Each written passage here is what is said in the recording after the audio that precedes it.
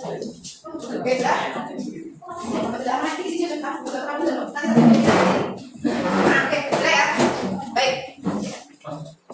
kita mulai ya.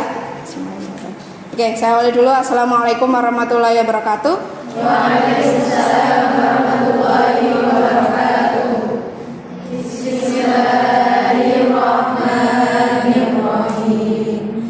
Raditu billahi rabba wa bil islami dina wa bi Muhammadin nabiyyan wa rasulah. Rabbi zidni ilma warzuqni fahma waj'alni min ibadikas sholihin.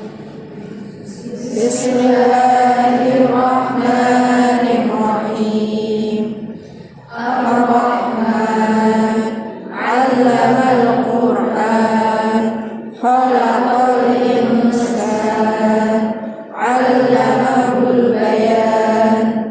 Asy-syamsu wal qamaru bil husban, wan najmu wasy-syajaru yasjudan, was-samaa'a rafa'aha wa wada'al mizan, alla tatghaw fil mizan, wa aqimul wazna bil qisti wa la tukhsirul mizan, wal arda wada'aha lil anam. Shadaqallahul azim. Baik, terima kasih. Oke, hari ini adalah perkuliahan kita pertemuan kedua untuk mata kuliah Fisika Matematika 2 gitu ya. Hari ini kita akan melanjutkan materi terkait dengan kalkulus variasi yang sudah kita pelajari pada pertemuan sebelumnya. Pada pertemuan sebelumnya kita sudah mempelajari terkait dengan pemanfaatan prinsip geodesik gitu ya. Kemarin teman-teman sudah banyak yang menyebutkan salah satunya digunakan untuk GPS dan sebagainya begitu ya. Dan juga teman-teman kemarin ada tugas kan ya terkait dengan pemanfaatan geodesik pada hukum fisika terkait dengan pembiasan. Nanti akan kita bahas dulu, kemudian setelah itu baru kita memasuki perkuliahan pada pertemuan kedua dengan tema adalah prinsip Hamilton dan persamaan Euler. Nah, kemudian hari ini kita akan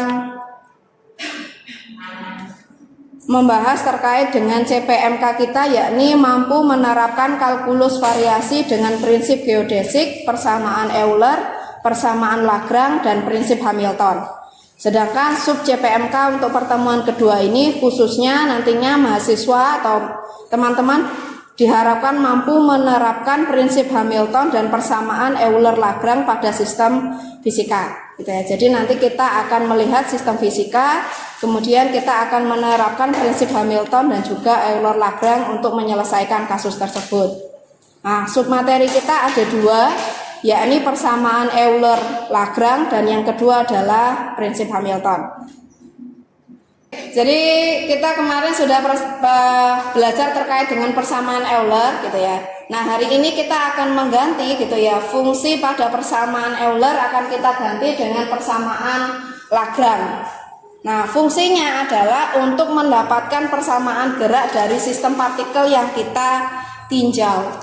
Karena kalau di fisika banyak sekali sistem-sistem yang akhirnya yang dipertanyakan selalu bagaimana gerak bendanya. Kemudian, Bu, kalau sudah tahu gerak bendanya, apa yang diketahui yang lain? Karakteristik terkait dengan bentuk energinya, bagaimana benda itu bergerak, kemudian sifatnya seperti apa, itu seringkali didapatkan dari persamaan geraknya. Nah, salah satunya itu adalah pada penelitian yang sudah saya berikan sebagai bahan sumber belajar.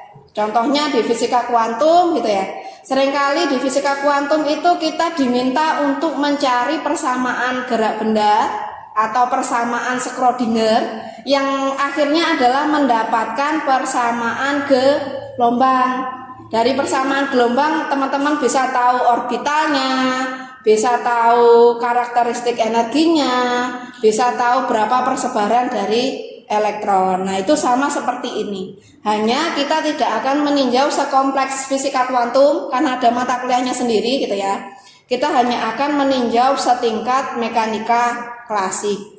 Jadi harapannya ketika membahas persamaan Lagrange ini terus diterapkan dalam konsep-konsep fisika, teman-teman punya bayangan, gitu ya.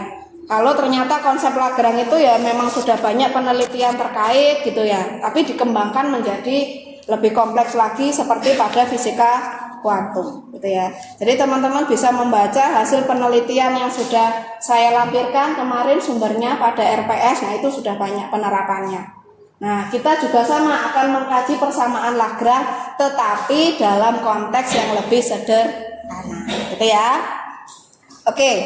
Kemudian teman-teman juga bisa belajar terkait dengan materi ini masih banyak, gitu ya. Ada beberapa buku relevan yang sudah saya berikan. Tapi secara umum dari PPT yang telah saya sampaikan atau saya berikan itu sudah memuat persamaan yang teman-teman perlukan, gitu ya. Jadi monggo nanti bisa sambil mencari sumber belajar yang lain. Nah, kemudian kaitannya dengan diskusi kita kali ini, gitu ya. Diskusi kita kali ini kita akan melihat bagaimana kasus kuantum itu diterapkan pada pendulum 2 dimensi. Jadi pendulum 2 dimensi yang akan kita tinjau ini terdiri dari 2 massa. Sebentar, kita bukakan. Nah, sebentar. Ya. Jadi teman-teman, kita akan meninjau pada diskusi kita kali ini, kita akan meninjau terkait dengan pendulum 2 dimensi dan terdiri dari 2 sistem partikel. Jadi ada benda bermassa 1 dan ada benda bermassa 2. Kedua sistem ini bergerak saling bebas, artinya tidak saling mempengaruhi satu sama lain, tetapi menjadi satu keseluruhan. Kita coba berikan dulu sudut, gitu ya, sebagai gerakan awal agar teman-teman mengetahui. Oke, sebentar. Nah, antara pendulum 1 dan 2 ini mereka memiliki panjang panjang tali yang berbeda. Maka teman-teman bisa menuliskan L1 dan L2. Begitu juga masanya mereka berbeda. Maka bisa dituliskan menjadi M1 dan juga M2. Nah, kedua benda memiliki sudut yang berbeda juga. Kalau di simulasi ini satunya menggunakan sudut 20, satunya menggunakan sudut berapa ini? 1, 2, 3, 4, 5, 50. Tetapi pada konsepnya tugas teman-teman adalah menuliskan sudutnya itu dengan bebas. Artinya cukup disimbolkan dengan sudut θ 1 dan θ 2. Gitu ya. Nah, fungsinya simulasi ini adalah memberikan gambaran gerak dari sistemmu. Jadi kalau kita asumsikan dia itu di bumi, ini gravitasinya ikut bumi ya. Bu, kalau gravitasinya saya ganti Mars boleh nggak? Boleh, terserah. Tapi cukup disimbolkan dengan G dengan asumsi bahwa sistem ini berlaku untuk panjang berapapun, sudut berapapun, massa berapapun, dan gravitasi berapapun. Sehingga kita simbolkan dalam bentuk notasi matematis saja, tidak dalam angkanya. Kemudian geraknya bagaimana? Geraknya secara umum akan seperti ini. Jadi kedua sistem partikel tidak saling bertumbukan. Jadi sebenarnya secara umum dia bebas bergerak dengan sudut dan panjang masing-masing dengan identitasnya sebelumnya. Nah, tugas teman-teman kali ini adalah gitu ya, mencoba menerapkan prinsip Hamilton dan juga Euler-Lagrange untuk mendapati persamaan gerak dari kedua sistem. Jadi baik persamaan M1 dan juga persamaan M2. Gitu ya. Oke, oleh karena itu tugas dari kelompok diskusi nanti silakan diskusikan terkait dengan sistem ini, kemudian tuliskan pada lembar kertas yang sudah saya berikan. Nanti kita akan diskusikan hasilnya di akhir diskusi, gitu ya. Oke, silakan nanti teman-teman diskusikan. Ingat, ini adalah anggotamu, keluargamu, gitu ya. Maka pastikan teman-temanmu memahami. Oke, silakan. Oke, kalau kertasnya kurang monggo terserah, bisa pakai kertas tambahan atau minta saya lagi. Oh, kertas satu ya.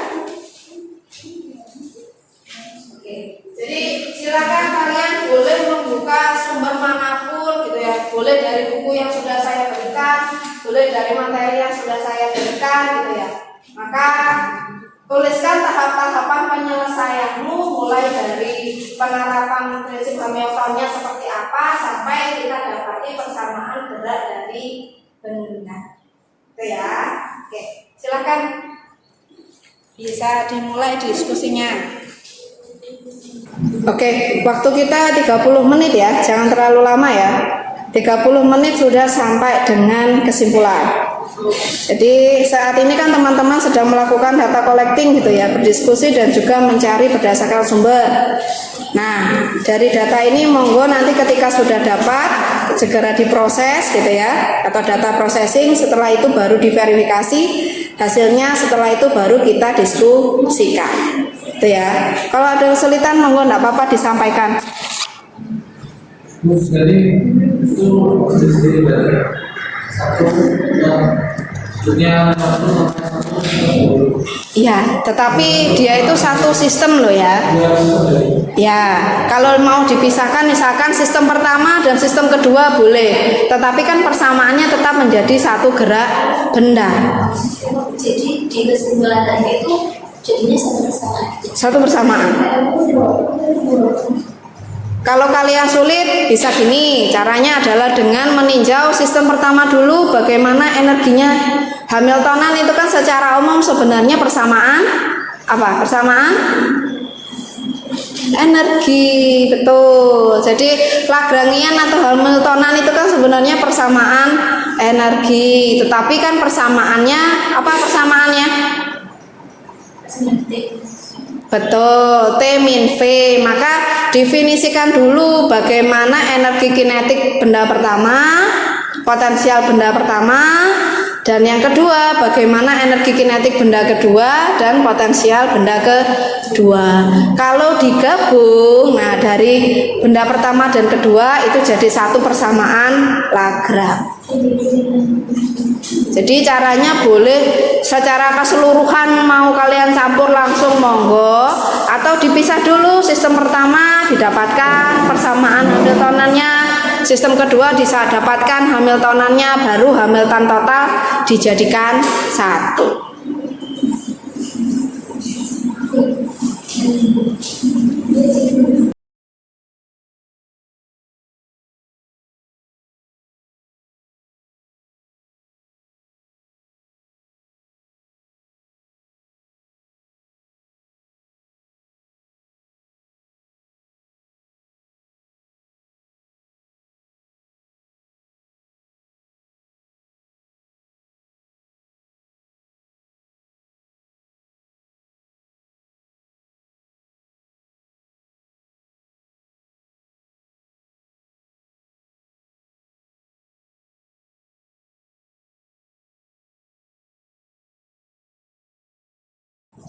Oke, sudah mulai diselesaikan? Masih bingung dari ada tetanya. Karena ada tetanya. Iya. Nah, teta itu kan sebenarnya gini, ambil cara paling sederhananya adalah coba gambarkan bendamu itu ke dalam posisi nilai maksimalnya. Jadi simpangan maksimalnya.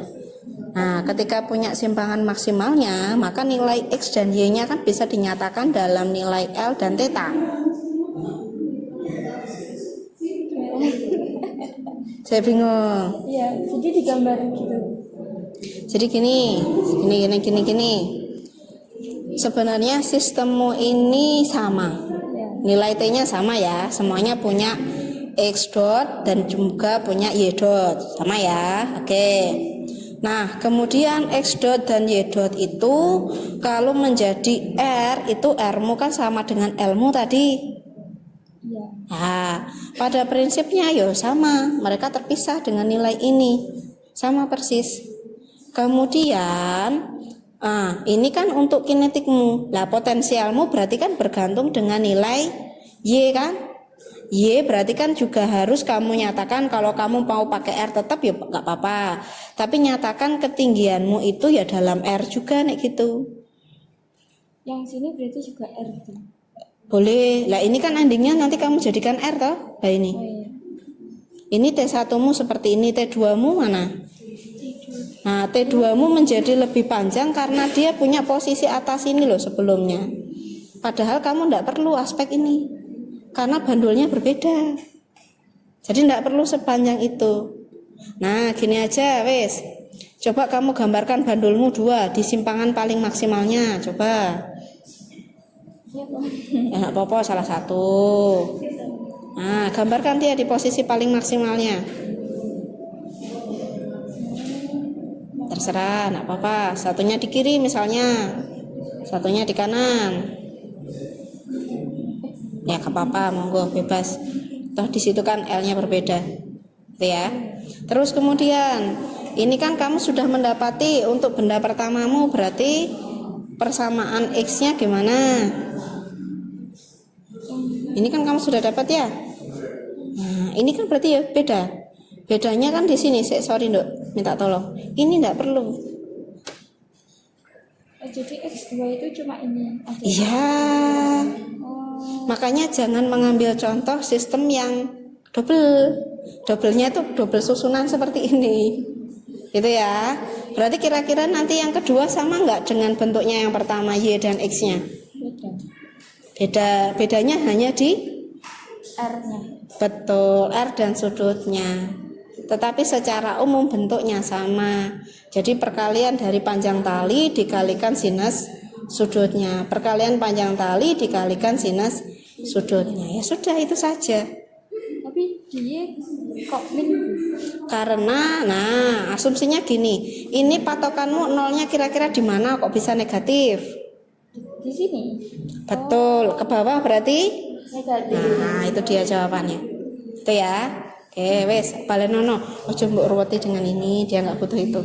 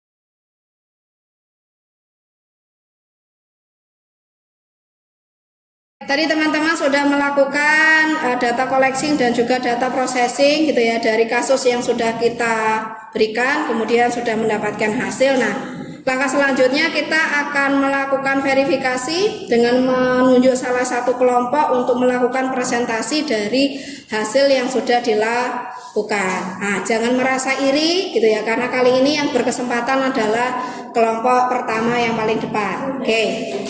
Oke, kita berikan aplaus untuk kelompok pertama menyampaikan hasilnya. Oke, silakan perwakilan dari kelompok pertama bisa disampaikan hasilnya, kemudian disampaikan poin-poin apa saja yang sudah didapatkan. Silahkan. Yang pertama hasil diskusi kami meninjau dari pendulum pertama. Dari pendulum pertama kita mencari energi kinetiknya menggunakan rumus T1 sama dengan setengah M1 V1 kuadrat, dengan V1 sama dengan L dikali theta dot. Kemudian dijabarkan lagi setengah kali M1 kali L theta dot kuadrat sama dengan setengah kali M kali L kuadrat kali theta dot kuadrat. Kemudian setelah mencari energi kinetik, kami mencari energi potensial dari pendulum pertama menggunakan rumus V1 sama dengan M kali G kali L1 dikurangi M kali G kali L cos theta, atau dengan hasil akhirnya M kali G buka kurung L min L cos theta. Kemudian kita cari di pendulum kedua, pendulum kedua. Oke, tidak apa-apa. Langsung ke hasilnya saja ya. Jadi secara umum kita cari sistem per sistem, baru didefinisikan hasil akhirnya. Nah, kalau sudah mendapati persamaan dari Lagrange-nya, kemudian apa-apa Nduk, berdiri lagi untuk hasilnya. Gambaran umum saja ya. Oke, langkahmu selanjutnya apa Nduk?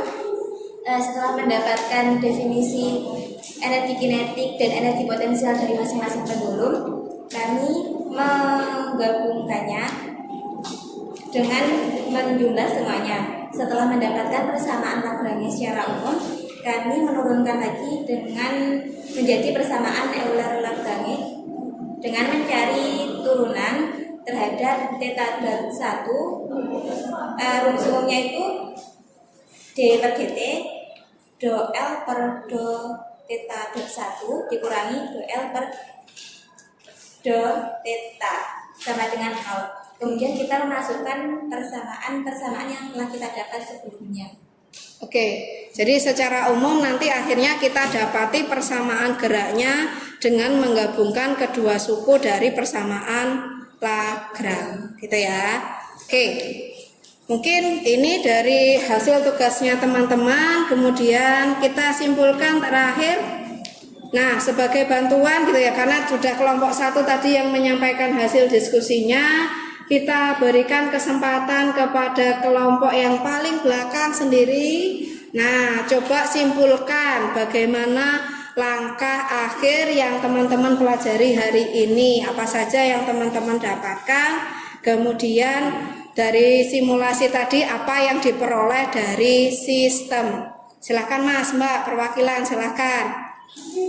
Kesimpulannya dari pembelajaran hari ini kita bisa mengetahui bagaimana cara mengetahui atau membuktikan hubungan antara persamaan Euler Lagrange dengan gerak dua dimensi, terutama pada gerak bebas pada pendulum. Oke, terima kasih, sudah tepat ya. Jadi persamaan hari ini kita akhirnya belajar menerapkan bagaimana persamaan Hamilton kita terapkan pada kasus double pendulum untuk mempelajari persamaan geraknya. Oke, sekilas itu dari hasil capaian hari ini. Semoga apa yang sudah teman-teman pelajari gitu ya bisa memberikan kesan tersendiri. Paling enggak hari ini kita belajar berkelompok gitu ya. Bagaimana bisa bersabar menghadapi teman kita dengan segala karakternya, kan begitu ya. Di masyarakat nanti kan teman-teman seperti ini gitu ya. Ketika hidup di masyarakat bertemu dengan teman-temannya macam-macam, tidak bisa memilih, kayak ini tadi tidak bisa memilih gitu kan ya. Akhirnya kita harus menyesuaikan diri dan juga bisa memahami teman-temannya. Ingat, teman-temanmu itu punya karakter berbeda, punya kemampuan berbeda gitu kan. Nah, tugasnya kita adalah membuat kelompok kita itu terasa hidup dan juga nyaman. Jadi ya teman-temanmu ojo mbok sentai gitu ya. Kalau ada kurangnya ya dilengkapi. Oke, itu saja ya teman-teman. Semoga hari ini cukup menyenangkan. Terima kasih atas kerjasamanya. Saya tutup. Wassalamualaikum warahmatullahi wabarakatuh. Waalaikumsalam warahmatullahi wabarakatuh. Oke, doa dulu.